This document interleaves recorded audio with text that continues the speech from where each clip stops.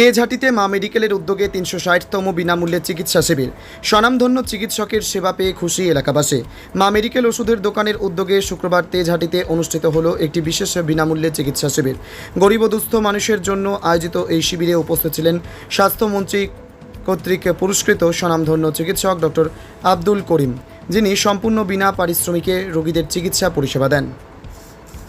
এই শিবিরে তেজহাটি ছাড়াও মেহগ্রাম, কুরুমগ্রাম, হরিশরা, হাজারপুর, হরিপুর ও চামটি বাগান সহ আশপাশের বহু গ্রাম থেকে রোগীরা ভিড় করেন।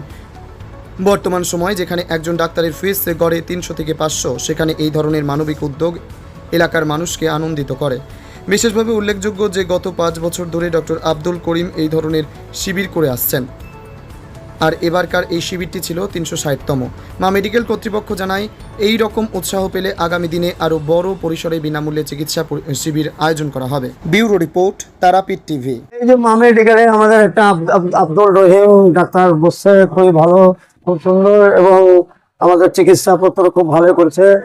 আর ডাক্তারবাবুর অভিজ্ঞতা খুব ভালো, আমাদেরকে চিকিৎসা করে দেখছেন, আর আমাদেরকে খুব পছন্দ লাগছে, খুব ভালো। এখানে যারা এসছে তারা সবাই বলছে যে এখানে নাকি ফ্রিতে ট্রিটমেন্ট দিচ্ছে, কোনো টাকা পয়সা লাগছে না। না, আমাদের ফ্রিতে টাকা পয়সা লাগছে না, ফ্রিতে আমাদের ট্রিটমেন্ট করছে এবং খুব সুন্দরভাবে আমাদের মানে চেক আপ করছে, মানে দেখাশোনা করছে। আর ডাক্তারবাবু ওষুধ পানিও লিখে দিচ্ছে খুব সুন্দরভাবে। আর ফ্রিতে ট্রিটমেন্ট করছে বলে কি কোনো রকম মানে কম কম করে দেখছে বা এরকম? না না না না, এরকম কোনো ব্যাপার না। আমাদের সবকিছু একবারে ভালোভাবে জিজ্ঞেস করে প্রত্যেকটা জিনিস আমাদের দেখছে এবং খুব সুন্দরভাবে চেক আপ করছে।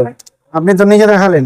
হ্যাঁ, আমি নিজে দেখালাম। তো কি সমস্যা ছিল? আমার সমস্যা ডান সাইডের ব্যথা হচ্ছে এবং দাঁতেরও একটু ব্যথা হচ্ছে, সবই ওষুধ পানি লিখে দিয়েছে ডাক্তারবাবু। হ্যাঁ, খুব সুন্দর লাগছে আমাদেরকে, ডাক্তারবাবুর কথাবার্তা খুব সুন্দর লাগলো। নিশ্চয়ই ওষুধ পানিও ভালো লিখেছে, খাবো, দেখি। আপনি এখানে যে ডাক্তারবাবু আজকে বসবেন, তা আপনি কিভাবে জানলেন? আমাদের মা মেডিকেলের ছেলেটা খুবই ভালো ছেলে, তো আমাদের পছন্দকারী ছেলে। আমাদের এই মা মেডিকেলে আমরা লেনদেন করি, ওষুধ পানি সবই নিয়ে, আর ওনার মারফতে আমরা এই ডাক্তারবাবুর খোঁজপত্র পেয়েছি। নাম কি তার? নামটা জানি না। এখানে মা মেডিকেলে আগে আরো অন্য কোনো ডাক্তারবাবুকে দেখিয়েছেন? অন্য জায়গায় দেখাচ্ছি, কিন্তু আমরা এটা মা মেডিকেলে কোনো ডাক্তারবাবুকে আগে দেখিয়েছেন? আর আগে দেখাচ্ছি, কিন্তু মা মেডিকেলে আমাদের পছন্দ লাগে। ওষুধ পানি আমাদের খুব সুন্দর, এবং ওষুধ পানি আমাদেরকে যেটা দেয় খুব ভালো দেয়, মানে আমাদের কোনো প্রবলেম যাতে না হয় সেরকম ট্যাবলেট, ওষুধ, ইঞ্জেকশন দেয় আমাদের। এখানে মা মেডিকেলে আপনি কি কি পরিষেবা পান? এখানে কি কি পরিষেবা নেন এখান থেকে? আমাদেরকে ফ্রি কিছু দেয়, কনসেশন দেয়, ওষুধের কনসেশনও দেয়, এবং আমাদের পয়সা করে না থাকলে ওষুধ দিয়ে দেয়, কোনো ব্যাপার নয়। আমাদের সঙ্গে খুবই গোলমেল আছে এবং আমাদের সাথে মহব্বত রাখে। আপনি তেজহাটি এবং তেজহাটির আশেপাশে যে সমস্ত এলাকা গ্রামগুলো আছে, তাদের সমস্ত পেশেন্টকে আপনি কি বলতে চাইবেন মা মেডিকেলের সম্পর্কে? আমরা ভালো বলি, সবসময় বলি যে আমাদের মা মেডিকেল থেকে যে ওষুধটা পাই, সেই ওষুধটা আমরা অরিজিনাল ওষুধ পাই, এবং সেই ওষুধ আমাদের কার্যকরী খুব ভালো হয়। এটাই আমাদের প্রশ্ন। আপনার নাম? মোহাম্মদ আব্বাস শাহ। আমাকে সত্যি খুব ভালো লাগলো। আমি ভাবতে পারিনি যে এত এত পেশেন্ট চলে আসবে। তার মানে সবাই ভালোবাসে আমাকে, এবং যারা ব্যবস্থাপনায় ছিল তাদেরকে সাধুবাদ এবং কুর্নিশ জানাচ্ছি। যেমন আমার সাথে এর আগে বিক্রম দা ছিল একটা যোগাযোগ, তার মাধ্যমে এখানে সুপ্রিয় দা এবং সৌমেনদার সাথে শুধু আমার যোগাযোগ হয়, এবং এখানে মা মেডিকেলে আসতে বললো। তো এখানে আঞ্চলিক যে গ্রামগুলো আশেপাশে রয়েছে, অনেকগুলো গ্রাম আছে, অনেকগুলো গ্রাম থেকে ভার্সাটাইল অনেক রং বেরঙের পেশেন্ট এখানে এসেছে আজকে, এবং মোটামুটি আমরা 55খানা পেশেন্ট দেখলাম।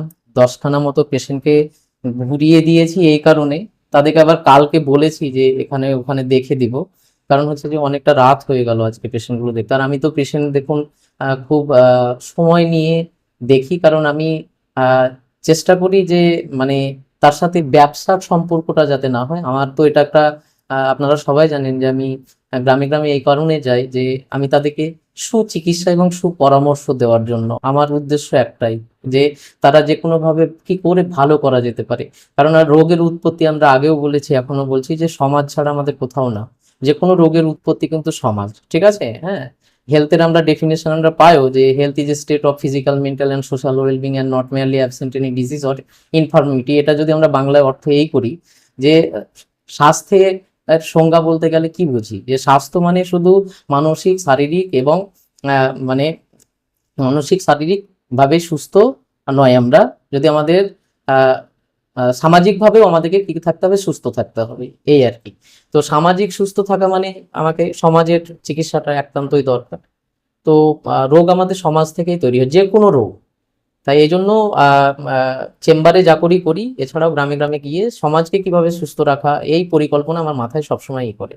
তো যারা ব্যবস্থাপনায় ছিল, এবং আপনাকেও ধন্যবাদ যে আপনি এসেছেন আমাদের একটা এরকম একটা প্রোগ্রামকে আপনিও খুব ভালোভাবে নিয়েছেন, এবং এখানকার মানুষজনকেও আমি সাধুবাদ এবং কুর্নিশ জানাই যে এতটা সময় ধরেও তারা কিন্তু বাচ্চা নিয়েও বসেছিল, এবং লাস্টমেশ তারা দেখিয়ে গেল, এবং তারা সন্তুষ্টভাবেই দেখিয়ে গেছে, তাই তো? এই গ্রামগঞ্জের মানুষদেরকে বিনামূল্যে আপনি আপনার যে পরিষেবা দিচ্ছেন, এটা কতদিন ধরে আপনি? এটা মোটামুটি আমাদের বিগত 5 বছর ধরে এই কাজ করছি। এটা আমার একটা স্বপ্ন ছিল, আমি যখন স্টুডেন্ট ছিলাম তখন, যে আমি যদি কখনো কিছু হয়ে যেতে পারি তো দুস্থ দরিদ্র মানুষদের পাশে। তো আমি যেহেতু পেশায় চিকিৎসক, সুতরাং এই পেশাটা আমি বেছে নিয়েছি, এবং এটা আমার মরার আগে অবধি চলবে, ঠিক আছে? এটা আমি অনেক জায়গাতে কথা দিয়েছি যে আমি এটা কোনোভাবেই ছাড়বো না। এটা আমাকে খুবই ভালো লাগে, এবং আমি নিজের জীবনটাকে সত্যি আমি জনস্বার্থে এবং জনকল্যাণমূলক কাজে আমি নিজেকে একদম উৎসর্গ করে দিয়েছি। এটা আমার একদম মরার আগে। অনেক মানুষ অনেক রকম ভাবে জিনিসটাকে নেয়, যে কে কিভাবে নিচ্ছে আমাদের গেলাম না, আমি আগামী দিনে, আর এটা তো আমি একটা পথ, I am the founder, I am the so the পথ অর রোড, আমি একটা পথ দেখাচ্ছি মানুষকে, যে পথে যদি আজকে এটা দেখে যদি একটা ডাক্তারও এগিয়ে আসে আগামী দিনে, তো আমার মনে হয় যে, কারণ আমরা জানি যে আমাদের এই ভারতবর্ষে 40,000 জনসংখ্যার পেছনে ডাক্তারের যে রেশিওটা সেটা একটা, হ্যাঁ, 40,000:1, হ্যাঁ, যেটা ডব্লিউএইচওর গাইডলাইনে এটা হওয়া উচিত নয়। ডব্লিউএইচওর গাইডলাইনটা আর অনেকটাই অন্যরকম। এই লাস্ট 5 বছর ধরে আপনি এই যে কাজটা করছেন, আপনি মোট কতগুলো আপনি এইরকম ক্যাম্প এবং মোট আজকে মনে হয় যে মোট কতগুলো পেশেন্ট আপনার দ্বারা উপকৃত হয়েছে? এটা আমাদের 360খানা ক্যাম্প হচ্ছে। এরকম অনেক ক্যাম্প গেছে যেখানে 140খানা পেশেন্টও দেখেছি, সকাল 9টা থেকে রাত্রি 10:30 11টা অবধি, ঠিক আছে? পুরো টানা 13.5 ঘন্টাও বসে, এরকম রেকর্ডও রয়েছে। তো পেশেন্ট তো অনেক দেখেছি। 360খানা অফিসিয়াল ক্যাম্প, আনঅফিসিয়াল অনেক করেছি। যেমন আমি আমার জন্মস্থান কয়থা গ্রামে, আমি প্রত্যেকদিন সকালে যখন এই গ্রামের ক্যাম্পগুলো করে যখন বাড়ি যাই, সন্ধ্যেতে ওটা বসি, ওটা আনঅফিসিয়াল থাকে, তো ওটা তো দেখছি। ওটাতেও প্রচুর পেশেন্ট হয়, কয়থাতেও প্রচন্ড রকম পেশেন্ট হয়, ভিড়াভিড়ি হয়। অফিসিয়ালি 360খানা আমার ক্যাম্পগুলো আছে। অনেক ধন্যবাদ আপনাকে। এই ধরনের শুভ উদ্যোগের জন্য অনেক মানুষ